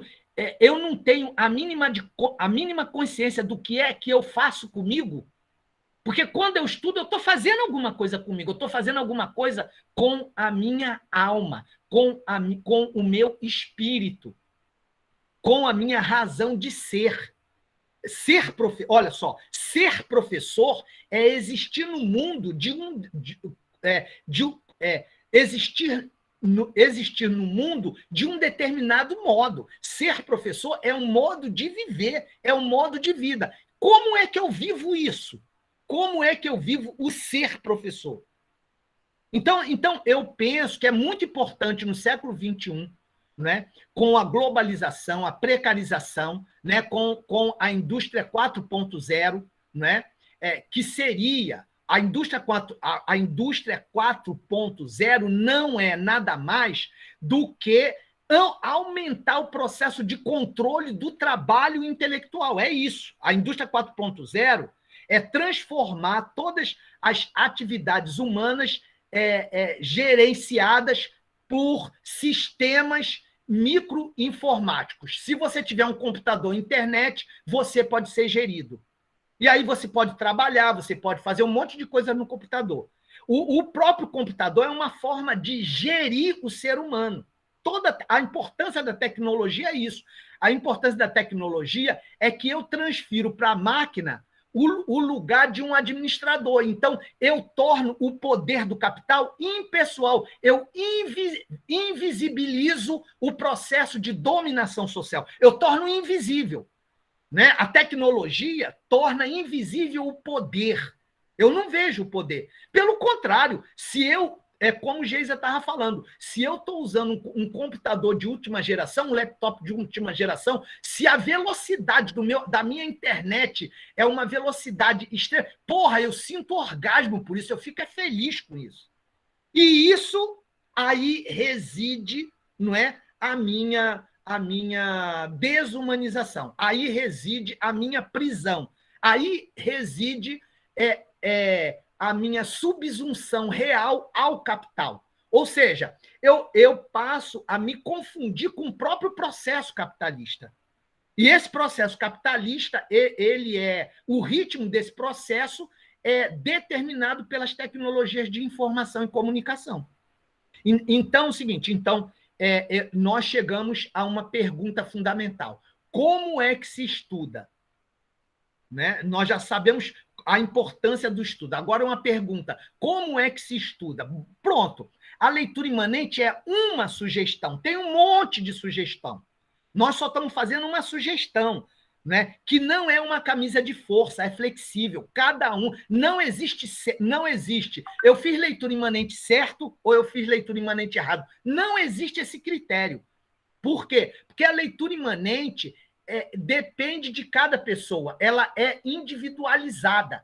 Cada pessoa vai fazer uma leitura cada pessoa vai fazer a leitura de um modo diferente. Então, a leitura imanente, ela se adapta de acordo com o ritmo, não é, intelectual das pessoas, a dedicação das pessoas. As pessoas não têm que se adaptar à leitura imanente. A leitura imanente se adapta, não é, à dinâmica de vida das pessoas. Então aí vou avançar um pouquinho, né? Vou avançar mais um pouquinho. Então, se o estudo é uma coisa fundamental relacionado à minha existência, se o estudo é o ato de se dar a liberdade de se fazer humano, é isso que é o estudo, é o ato de liberdade de se fazer humano. Né? Nós nos damos a liberdade para estudar, nós temos que consentir a nossa liberdade. Então a leitura imanente trabalha com determinadas questões e determinadas categorias fundamentais. Né? Então, o estudo, na verdade... Bom, como é que eu explicava nas turmas de sociologia luta de classes? Eu falava para os meninos, né? E para as meninas, você quer saber, você quer entender o que é luta de classe? Começa a estudar. Começa a estudar, que no instante você vai saber o que é luta de classe. Não existe tempo na sociedade capitalista para estudo. Não existe. Porque estudar, não é? Está relacionado à arte, está relacionado à estética. A estética da existência. Você existir melhor. Quando você começa a estudar, você esquece o mundo, esquece os problemas, esquece as dívidas. É tão bom estudar, entendeu? Porque você esquece que está fazendo construção, esquece que tem filho, esquece que tem mulher, esquece que tem problema. É ótimo estudar, eu amo estudar. E quando eu não estudo, eu fico muito angustiado, né? Fico uma pilha. Bom, então, estudar é um trabalho artesanal de si para consigo. Portanto, o estudo é um cuidado de si. O estudo é uma atividade terapêutica, diminui a ansiedade. Quanto mais nós estudarmos, menos ansiosos nós haveremos de ser. Agora, não é uma coisa que acontece de um dia para o outro, né? É uma coisa que exige um tempo. Então o estudo é a possibilidade de eu trabalhar em mim, trabalhar por mim e para mim. Puta que pariu, é muito bom. É uma coisa que só eu que sou beneficiado. Eu não estou me tornando mercadoria, eu estou me aprimorando, estou despertando meu campo de percepção. Bom, então, Ciro, como é que a gente estuda? Fala aí que eu também quero estudar, eu quero investir em mim, eu quero me despertar sentimentos de amor, de afeto por mim, eu quero gostar de mim, né? Tem esses papos aí, né? Então, o estudo faz isso, faz a gente gostar da gente, faz a gente se sentir mais belo, mais seguro, entendeu? Faz a gente faz com que nós nos tornemos mais corajosos para enfrentar o mundo, para enfrentar os adversários, para enfrentar a sociedade, para enfrentar os dissabores da vida. Então, o estudo tem uma dimensão psicológica muito importante, não é? Que é desenvolver a percepção, né? Na perspectiva de um francês que desenvolveu, né, uma teoria sobre a percepção. Esqueci o nome dele agora. Então, como é que nós podemos estudar? E aí começa, não é, algumas descobertas que são muito significativas. A primeira descoberta é partir da teoria da literatura, né?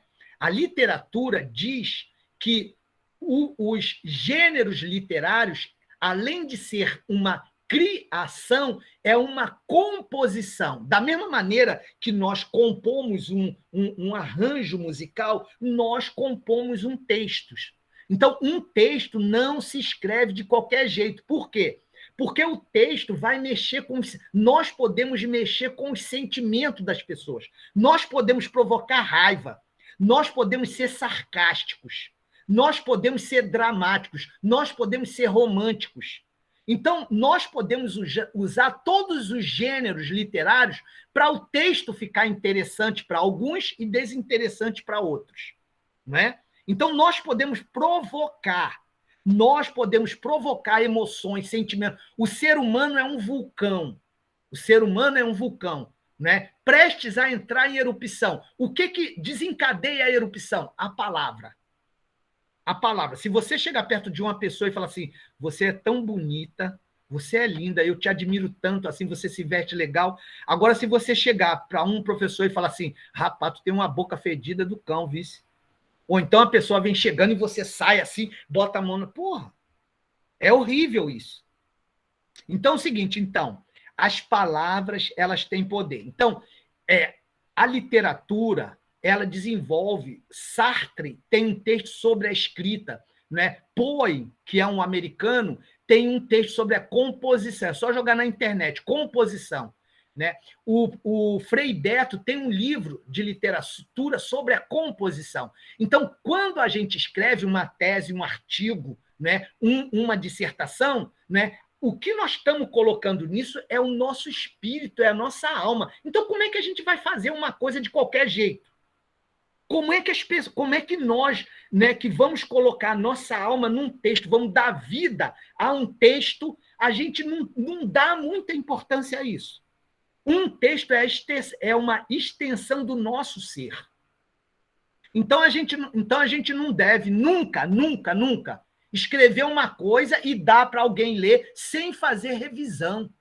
Isso é uma atrocidade, sabe? É uma coisa, quer dizer, eu estou falando isso hoje, mas eu já fiz isso, né? Estou falando isso hoje, depois de 60 anos. Mas quando eu tinha 23, 24, 25, né? Mas aí é o seguinte, então a literatura tem uma teoria sobre o texto, que entende que o texto é uma composição, tal como a composição de uma música. Então frases curtas, né? Frases curtas, não muito longas, né? Parágrafos curtos, escrever como Nietzsche escreve, como se estivesse dando martelada na parede, né? Curto, grosso e contundente, e claro, ser claro, não ter medo de errar, não ter medo de errar, todo mundo erra. Então não tem problema a gente errar. Se as pessoas, poxa, você errou aqui, qual o problema? Errar é humano, só o humano que não erra. Então, não ter problema de errar. Então, assim, a leitura imanente é todo um trabalho cultural, todo um trabalho, não é, que é feito através da escrita, da leitura, da convivência, para as pessoas se sentirem melhor no âmbito acadêmico, no âmbito da escrita, não se sentir tolhido, não se sentir amedrontado, não se sentir receioso porque alguém vai ler o nosso texto. Não, nós temos o direito de escrever também. Então escrever é uma composição. Então é o seguinte, se um texto é uma composição, e eu diria que é uma composição geográfica, porque uma página em branco é um espaço em branco, né?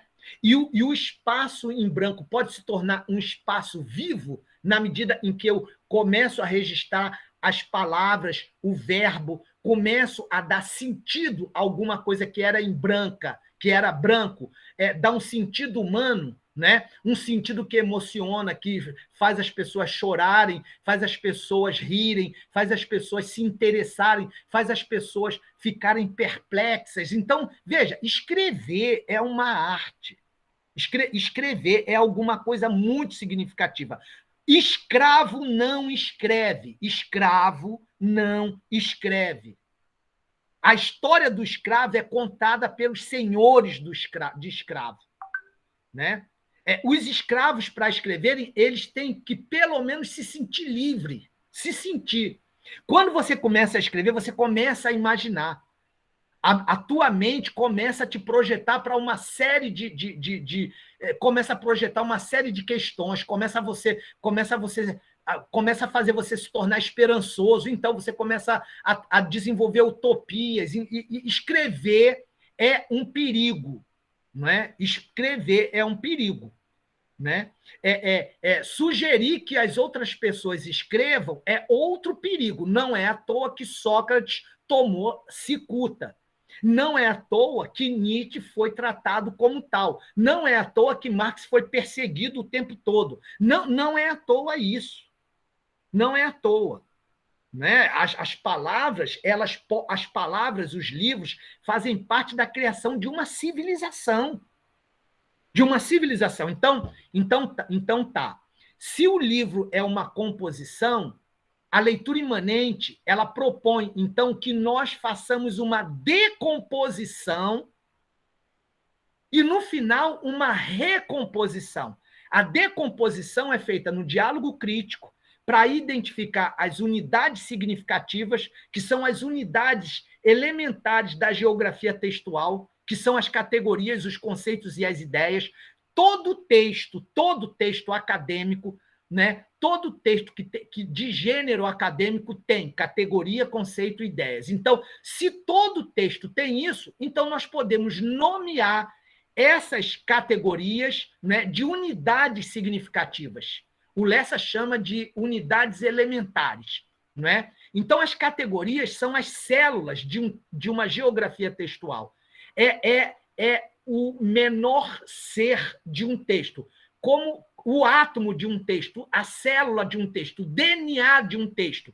O DNA de um texto são constituído de categoria. Nos artigos, as categorias são chamadas de palavras-chave.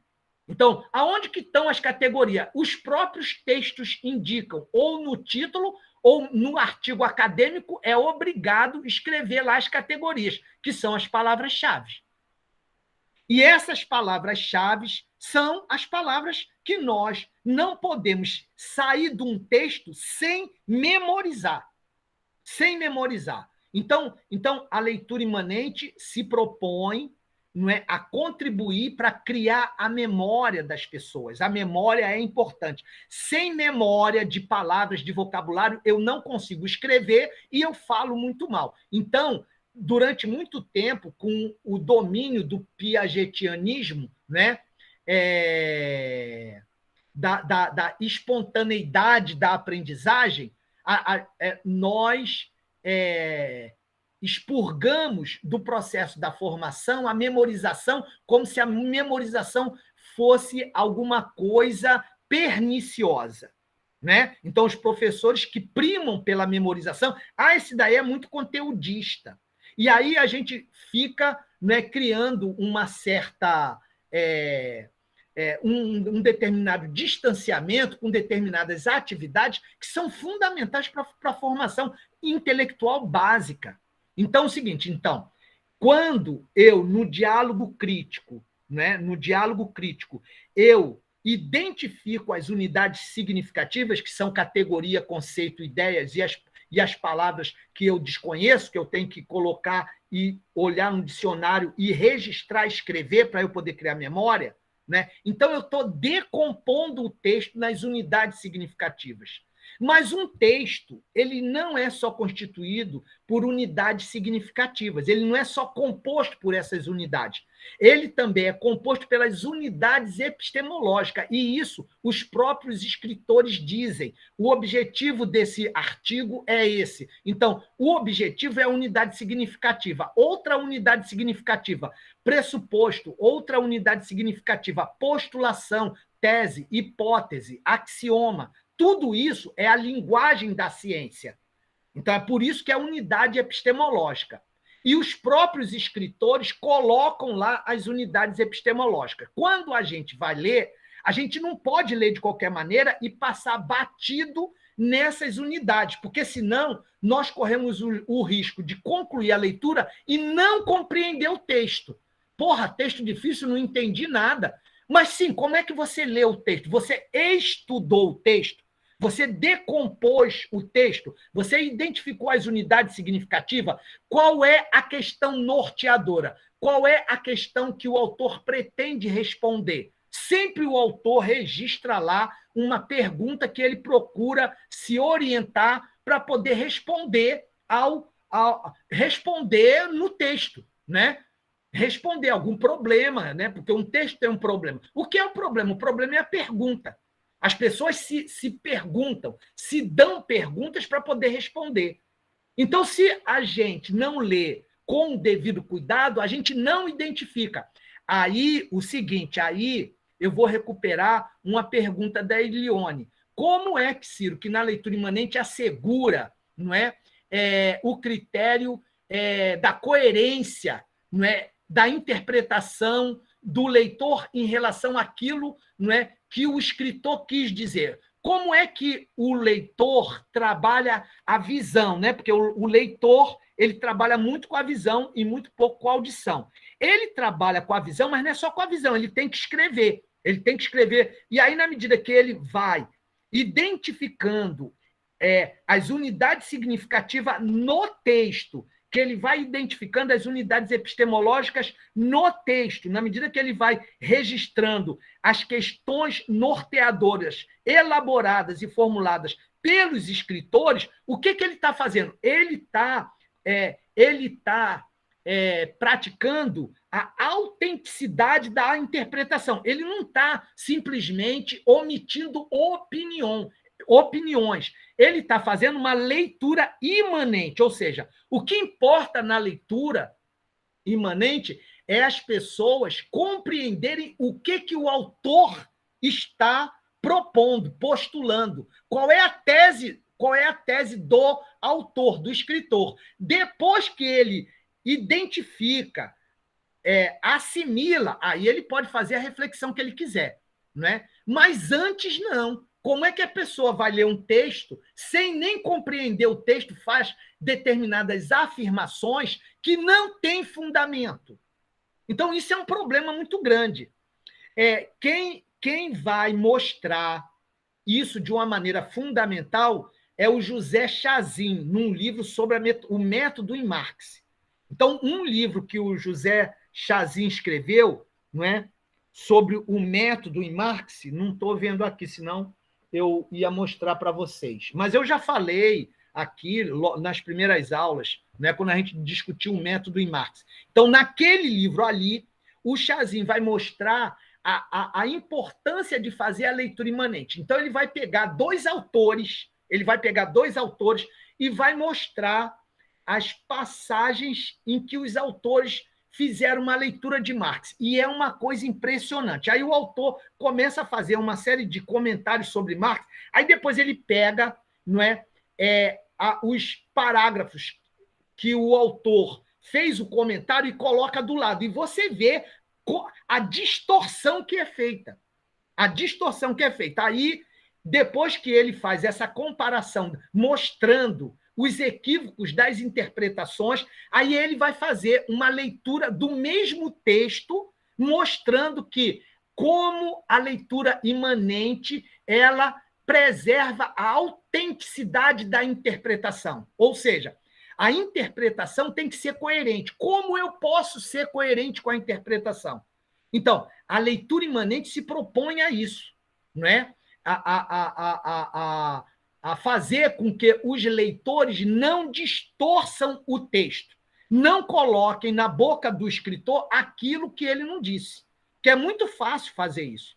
Então, quando a gente não lê com muita atenção, tentando compreender o que o autor está falando, ou então apressadamente, sem dar a devida atenção, a gente faz as nossas interpretações, a gente corre um sério risco de fazer a tal da distorção, não é?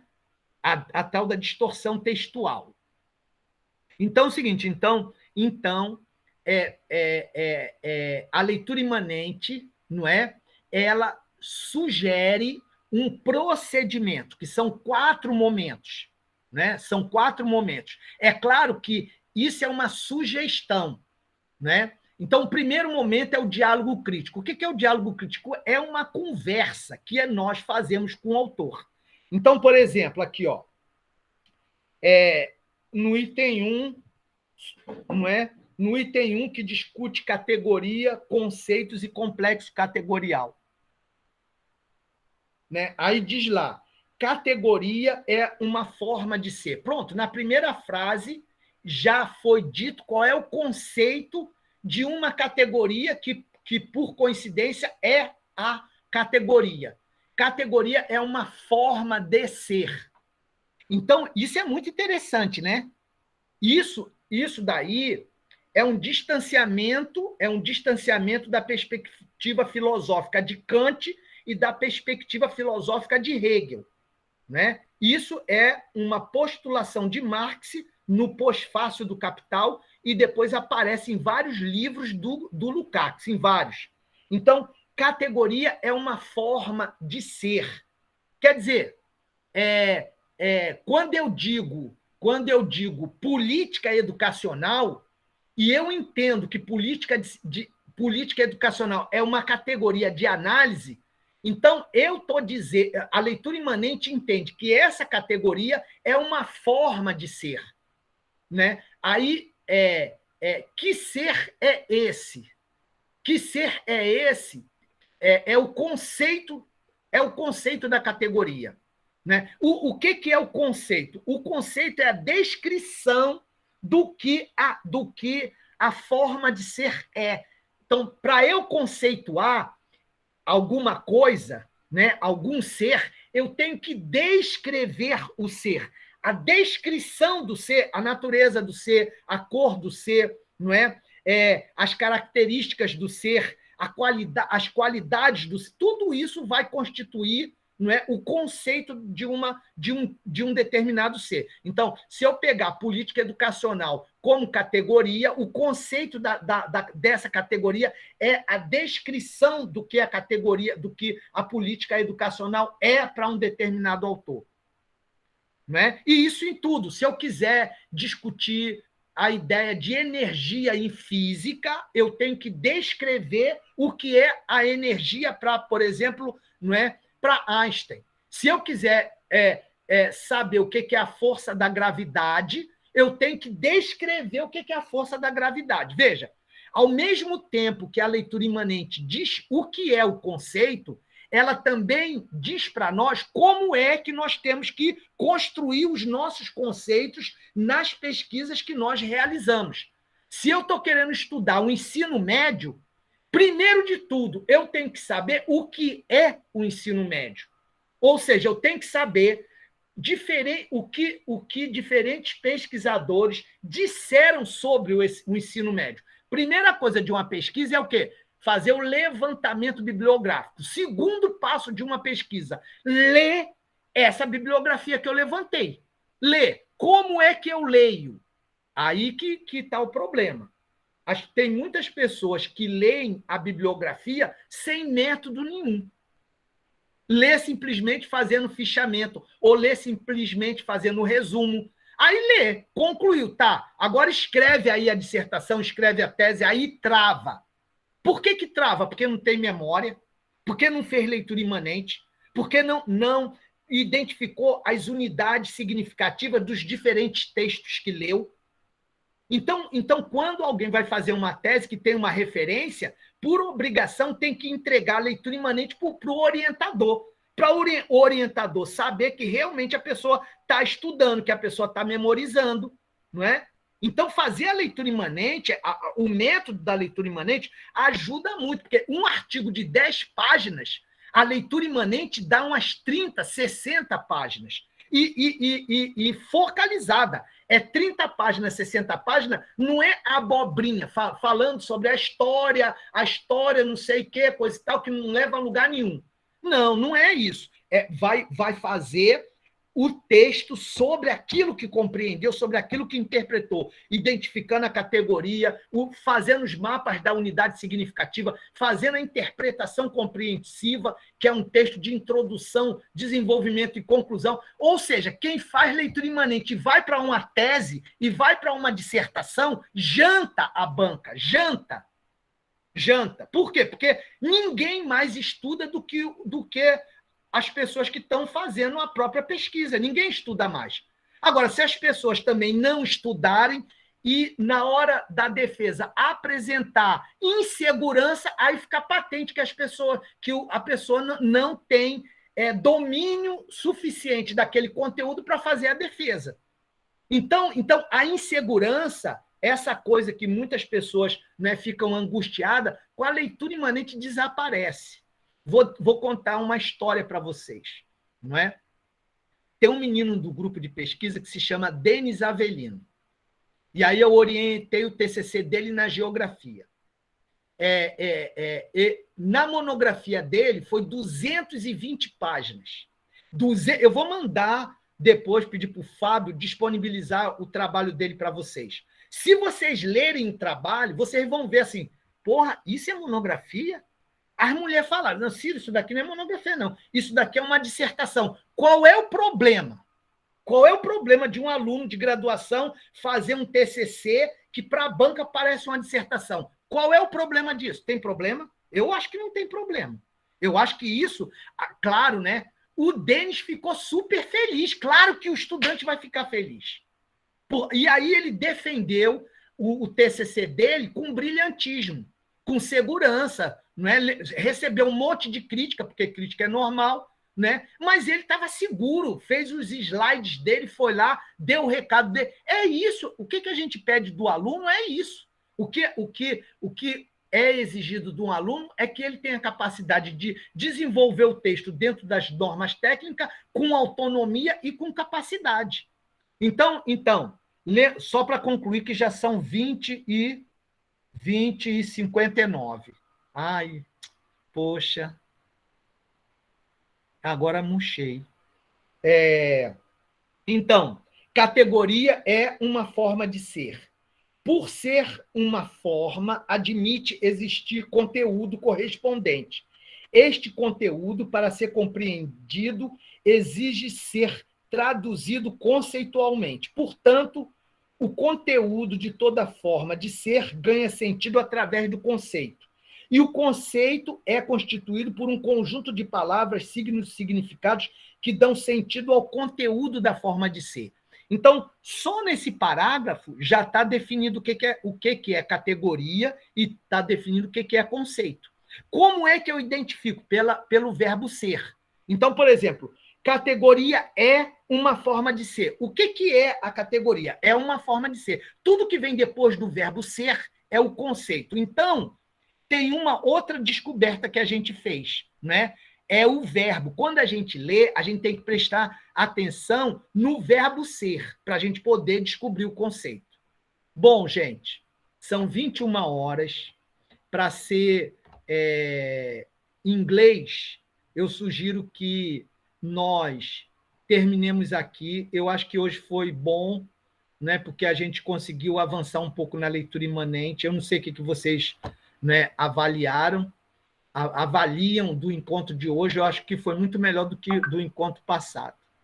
Bom, Vânia Silva, ela quer falar. Não, é que teve uma queda de energia aqui e eu entrei por outro aparelho, então eu perdi a frequência quando entrei. Então, eu preciso que coloque. Vou colocar agora para você aí, você entra, tá bom? Obrigada, viu? Tá bom. Valeu, Fábio. Obrigadão. Você é um gato e é muito legal também. E aí, gente? Alguma pergunta, alguma questão? E aí, parabéns, né, Ciro? Muito orgânico, né, o teu pensamento. Mas eu acredito que a gente continua naquela perspectiva, né, da nossa última aula, né? Acima de tudo, o compromisso com a leitura do texto, né? Eu leio e releio teu material, porque eu acredito muito que a leitura ela é importante, mas a releitura ela nos traz sempre novos elementos, novos insights, né? Então, assim, fazer esse movimento no campo de uma leitura de profundidade, eu acho que tem sido assim o maior aprendizado para mim, né? E aí te agradecer, porque cada aula tua é um manancial, né? De elementos, de vivências e de práticas também, porque a gente não pode compreender que a gente mobiliza uma teoria e, na verdade, essa teoria ela não está visceralmente orgânica à nossa prática, ao nosso modo de ser. Eu, assim, queria encerrar essa quarta de hoje te agradecendo, assim, de forma muito imensa, o humanista que tu és, né? Um escritor de potência, um escritor muito potente, né? Muita poesia na escrita, mas, acima de tudo, muito compromisso ético com essa função que tem cada vez mais, né, exigido de cada um, pelo menos assim, quando eu faço a minha reflexão diária, tem exigido muito a cada dia, devido à neurose que a gente vive hoje no campo societal, né? As psicopatias sociais, né? Então, assim, te agradecer muito, amigo, né? E na próxima quarta, esperando, ansiosa, né? Na próxima quarta temos mais. E espero que eu e Sandra, que vamos aí pegar, né, Sandra? Esse bonde aí do Ciro, que a gente saiba estar à sua altura. Já estou me perguntando aqui, meu Deus, acho que eu vou pular em cima da mesa para o povo prestar atenção, porque o Ciro tem sido fantástico, né? Mas ainda bem que eu tenho aqui a minha amiga, Sandra, que é, assim, imbatível, né? É uma menina linda, ética, fantástica, maravilhosa, e que eu só tenho aprendido com ela. É isso aí, minha linda Sandra. É isso, gratidão, né? Obrigada. Exagero, Eliane. É que eu sou exageradamente Elione.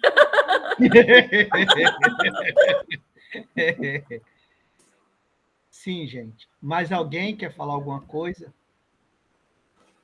Se ninguém quer falar, eu sei que ninguém quer ir embora. Eu levantei a mão novamente.